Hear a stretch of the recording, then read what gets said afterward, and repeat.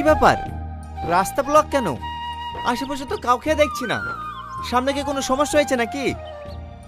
কি জানি, কিছু তো একটা হয়েছে। ও কাকা একটু দাঁড়ান। সালমা, তুই কত বছর পরে গ্রামে আসলি? ভালো আছি তো মা? হ্যাঁ ভালো আছি, কিন্তু আপনাকে তো ঠিক চিনতে পারলাম না। সালমা, তুই চিনতে পারছিস নি? আমি তোর কাদের কাকা। স্কুলে যাওয়ার সময় ঝালমুড়ি কাটিক, ওই দোকানটা আমার। হ্যাঁ চাচা, মনে পড়েছে। আসলে আমি তো আপনাকে চোখে দেখিনি, বিয়ের পরেই প্রথমে গ্রামে আসছি। হ্যাঁ হ্যাঁ মা, আমি সব জানি। আচ্ছা কাকা, রাস্তাটা এভাবে ব্লক করে কেন? এই বর্ষায় যেভাবে পানি বেড়েছে, যে পাশের সাঁকোটা ছিল না, ওটা পানির তলায় ডুবে গেছে। পানি নিচে তলে গেছে? তাহলে আপনারা যাতায়াত করেন কিভাবে? গাড়ি পারাপার হয় না, কিন্তু নৌকায় মানুষজন পার হয়।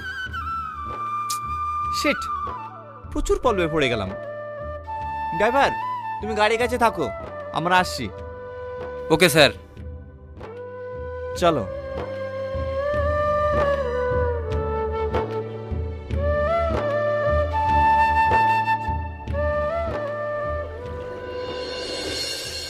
কি ব্যাপার?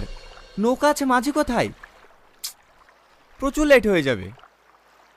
কি করব বলো, মায়ের শরীরটাও তো খারাপ, না হলে এত ইমার্জেন্সি আসতাম নাকি?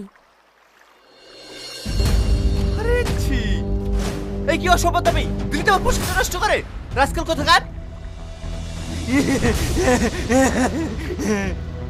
আরে ছি ছি ছি, এই পাগল, মানা করার সত্ত্বেও তুই আবার গায়ে কাঁদে দিলি।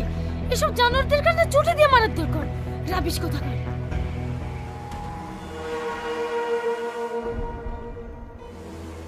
কি হয়েছে ভাই? আর বলেন না, এই পাগলটা কাদা ছুড়ে আমার পোশাকটা নষ্ট করে দিল। এই স্যারের গায়ে কাদা দিলি কেন?